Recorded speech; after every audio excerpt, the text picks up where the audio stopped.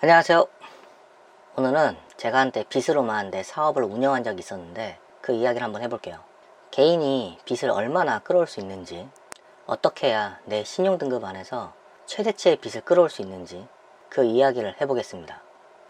다른 사람 이야기할 것 없이 내 경험이니까 내 기준으로 이야기를 할게요. 보통 다들 대출이 없이 은행에 잔고가 많으면 신용점수가 좋다고 생각을 해요.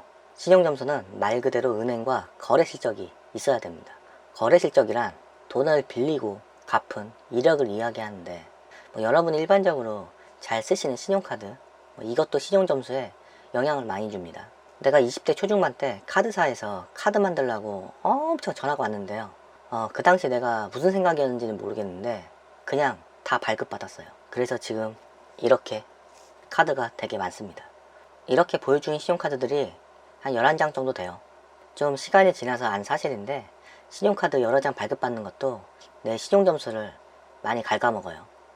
한도 300만원짜리 신용카드 한 장 발급받으면 잠재적인 300만원짜리 대출로 간주합니다. 그래서 신용카드 이렇게 많이 발급받잖아요. 그러면은 신용점수 하락해요. 그리고 개인 사업자의 신분은 말이 사장이지 소득금액 증명원 거기에 찍힌 나의 평균 수입하고 부가세, 과세 표준 증명원에 찍힌 숫자로 은행에서 나를 판단해요. 쉽게 이야기하면요, 내가 세금을 얼마 내냐에 따라서 내 가치를 평가합니다. 온라인 게임에서 레벨로 상대를 평가하는 거랑 비슷해요.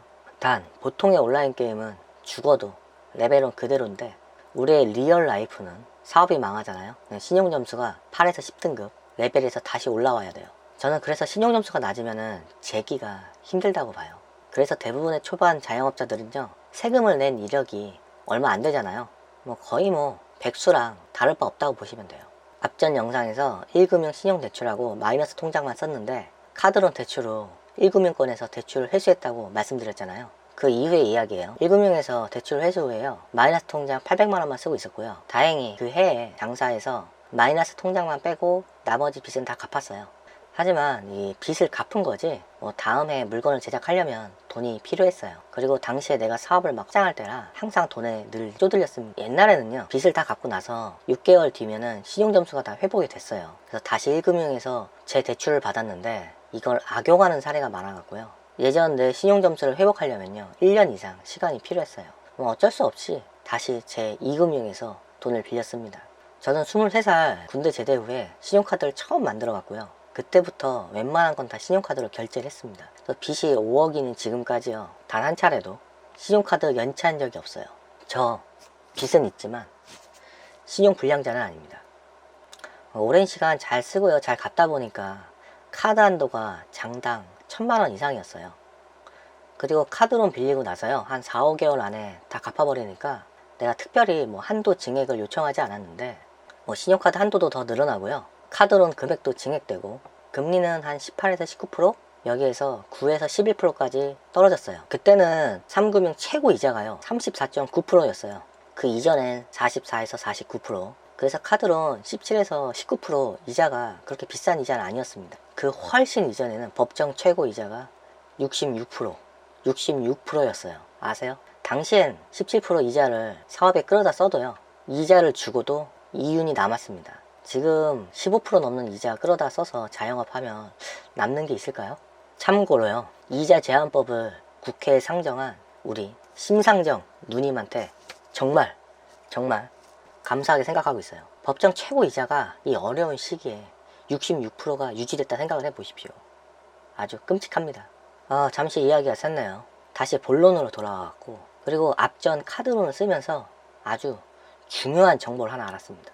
내가 한 카드사에서 카드론을 받잖아요. 그럼 3일 이후에 나머지 카드사 카드론 한도가요 줄어들거나 소멸되는 걸 알았습니다. 그리고 은행에서 발급받는 카드가요, 예를 들어서 삼성이나 롯데에서 발급되는 카드들보다 카드론 금리가 굉장히 낮아요. 금리 차이가 굉장히 심하게 납니다.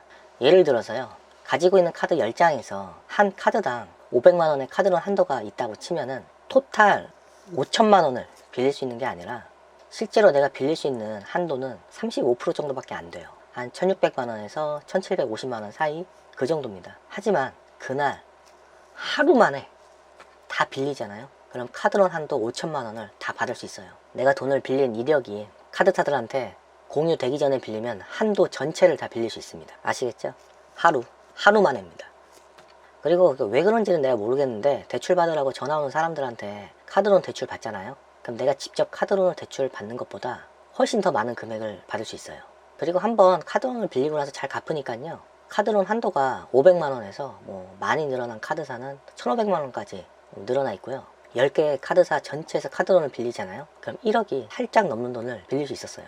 당시 내가 융통할 수 있었던 모든 대출이요, 3금융 대출은 한 3천만원까지 가능했고요. 소상공인 대출 2천만원, 보험 약관 대출이 한 3,500만원, 지인들한테 빌린 돈이 한 1억 4천, 그리고 당시에는 됐었던 상가 임대차 계약서로 빌릴 수 있었던 1,000만원 플러스 알파. 지금은 이런 대출은 아마 안 될 겁니다.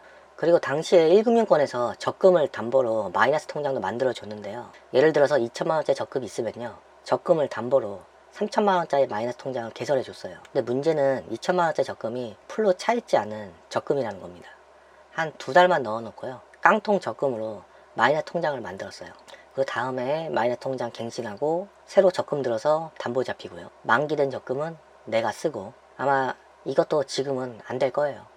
당시엔요, 빚도 자산이라는 생각을 가진 사람들이 되게 많았어요. 저도 그런 생각이었고요. 이렇게 빚으로만 사업을 운영을 해도요, 어려움을 몰랐어요. 중국에서 물건을 생산할 때도 내가 가진 돈보다 더 많은 물건을 생산했어요. 초도 물량 일부만 들여왔고요. 거래처에 손주문 받고 받은 돈으로 나머지 물건값을 지불하고요, 물건을 들여왔어요.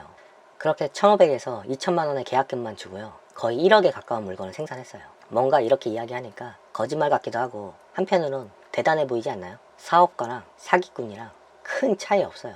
저렇게 일을 저질러 놓고요, 일을 잘 처리하면 과감한 결단력에 승부사 이런 소리 듣는 거고요, 마무리를 못 지으면 사기꾼 소리 듣는 겁니다. 그래서 뭔가 뜬구름 잡는 소리 하는 사람이 소기의 성과를 냈다고요 훅 넘어가면 안 돼요. 저도 불과 3년 전까지 쉬운 사람은 아니었습니다. 앞전 영상에서도 이야기했지만 몇 년을 빚을 지고도요, 사업체를 잘 유지했어요. 그러다 보니까 빚에 대해 무감각해지더라고요. 내가 누군데 그렇게 쉽게 무너지겠어.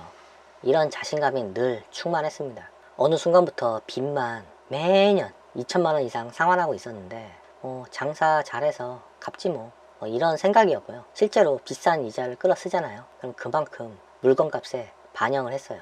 그러다가 내가 놓친 부분이 하나 있습니다. 나랑 내 거래처들은 그대로인데 세상이 바뀌고 있었어요. 또 소비자의 트렌드도 바뀌고 있었고, 그걸 눈치채지 못한 거예요. 내가 부진에 빠진 이유를 내 안에서 문제점을 찾다가요, 유튜브를 통해서 신사임당님이나 비아토르TV, 마케팅 감별사님, 정객님, 해공대님 이런 분들의 영상을 보면서 내가 뭘 놓치고 있었는지 이제야 해답을 찾았습니다. 다행인 건 내가 그나마 막장 가기 전에 깨달았던 거예요. 불과 4년 전까지는요, 이렇게 빚으로 사업을 운영하고요, 벌어들인 이익으로 주식이나 다른 곳에 투자하는 내 자신이 정말 자랑스럽고 똑똑하다 생각을 했어요. 지금은 생각이 많이 바뀌었습니다. 여러분도 지금 하는 방식이 일이 잘 풀려서 정답이라고 생각할 수 있습니다. 근데 정답은 없어요. 늘 주변을 돌아보세요. 다른 사람의 이야기도 잘 들어보세요.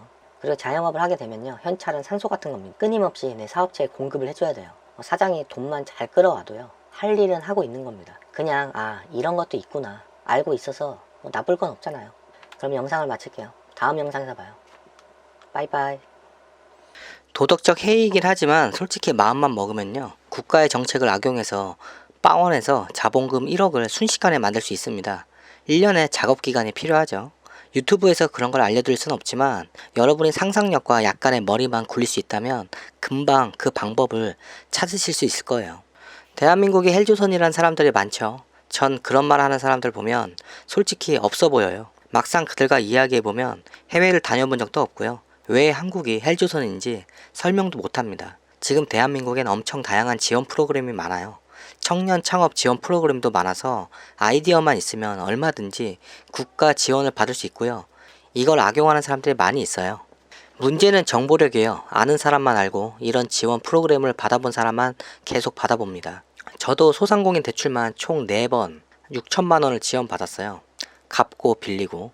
4번째 찾아가니까 신용보증기금에서 너무 이용 내역이 많아서 다른 사람들한테 기회가 안 간다고 거절을 하더라고요. 하지만 중소기업청에서 운영하는 대출 정보를 알려주면서 그곳을 가보라고 해서 중소기업청 산하기관에서 2천만 원을 대출받았습니다. 대한민국 공무원들 친절해요. 자기네에서 안 되면 다른 기관을 알아봐주고 최대한 어떻게든 해주려고 합니다. 만약 대출을 꼭 받아야 하는 상황이 발생하면 어떤 순서로 받아야 하는지 알려드릴게요. 신용대출로 먼저 받으세요. 신용은 말 그대로 내가 경제적 상황이 가장 좋을 때 받을 수 있는 대출입니다. 신용이 안 좋으면 받을 수 없어요. 마이너스 통장이 좋은 점이 필요한 만큼만 쓸 수 있죠. 하지만 대부분 집담보대출을 받아요. 이자가 싸고 무조건 나오는 대출이니까요. 집담보대출은 언제든 받을 수 있는 대출입니다. 집을 담보로 대출을 받는 건 생각을 잘 해보세요. 나와 내 가족이 보금자리이자 내 삶의 최후의 보루입니다. 집담보대출로 돈을 빌리고 못 갚으면 내 집을 경매로 넘길 수 있어요. 그리고 집담보대출은 워크아웃이 안 돼요. 집담보대출을 제일 마지막에 받으세요. 이자가 싸고 비싸고가 중요한 게 아니라 대출이 상환 가능한지 아닌지가 중요하죠. 신용대출이 상환이 안 되면 그때 집담보대출로 신용대출 상환 후에 다시 0에서 시작을 하십시오. 집담보대출을 먼저 빌리고 그 다음 신용대출, 그거 다 쓰고 또 2, 3금융대출, 그것도 다 쓰면 4금융, 이런 막장 태클 타지 마십시오. 2, 3금융은 빌릴 생각하지 마시고 정말 단기간 3에서 6개월 안에 갚을 자신 있으면 그때 빌리세요. 그게 아니라면 빌리지 마십시오. 그래도 1에서 3금융까지는 워크아웃이나 개인위생 제도로 국가에서 구제가 가능한데 불법 4금융에서 돈 빌리면 나라가 구제해주지 못해요. 해외에서 도망가서 살 생각 아니면 빌릴 생각도 하지 마십시오. 무에서 유를 창출하는 것도 힘든데 빚에서 유를 창출하는 건 내 다음 생에서 가능할 겁니다. 영상 마칠게요. 추천, 구독 부탁드려요.